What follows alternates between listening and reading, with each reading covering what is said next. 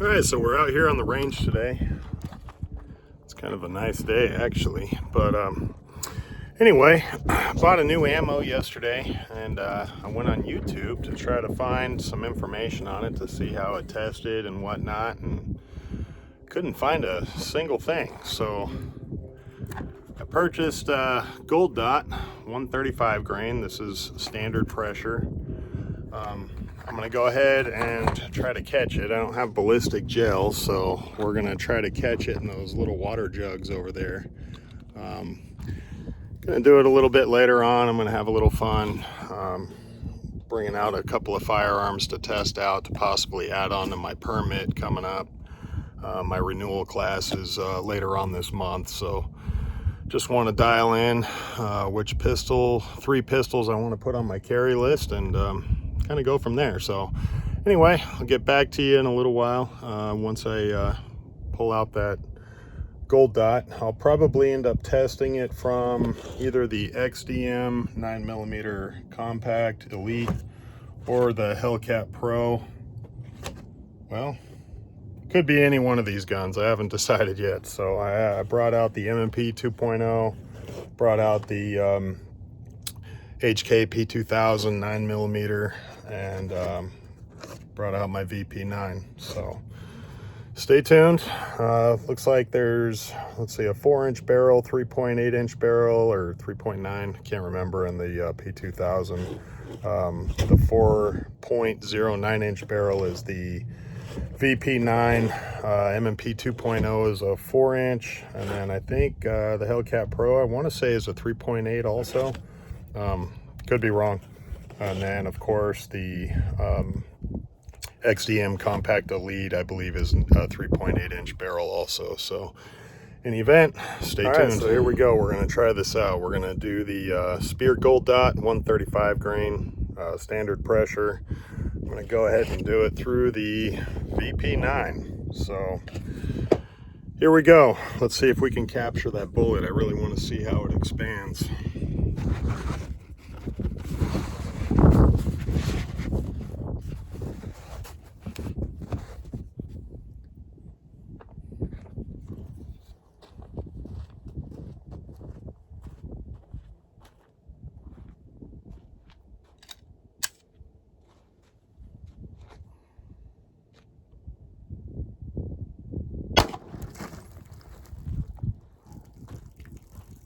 All right, so after a little bit of a search, couldn't find it, so we're gonna try something different. I'm putting the water jug that stayed alive. I went ahead and tipped it over, and I'm gonna do my best to try to capture it.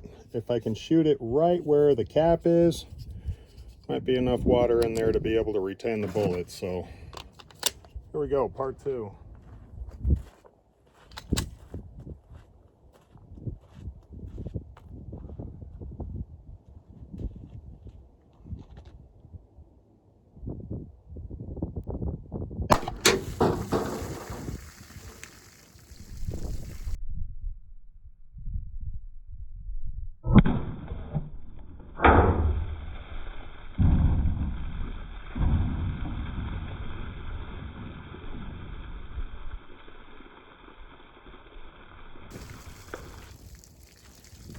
Well, definitely got wet. Let me go look for it. Be right back. So first, let's go ahead and check out the damage. Looks like I got the shot perfectly placed. I was aiming for the cap that was in this area here. It appears to have gone all the way through, which really, well, the front of it's pretty destroyed. Went through all 5 gallons of water.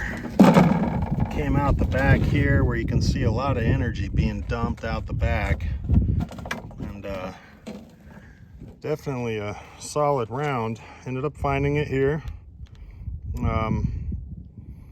It ended up bouncing off the second water jug that's sitting upright over there. I moved it around right now when I was looking for the projectile.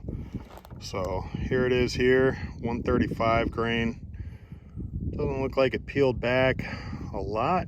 I don't know what to compare it to. I don't shoot a lot of Speer gold dots, but seems to have very good expansion.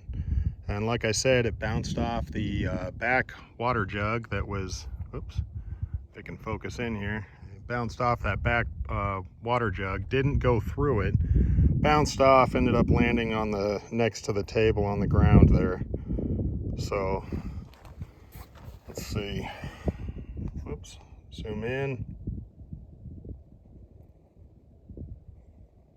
If it wants to zoom, there we go. So there it is there. Nice and pretty expansion for sure. When I get home, I'll go ahead and measure it with the calipers to give everybody an exact expansion. All right, talk to you guys later. All right, so we busted out the calipers. Let's take a look at that projectile one more time. It's probably not the largest, but it did measure there at 0.54 inches, which coming from a 0.355, say that's not too shabby at all.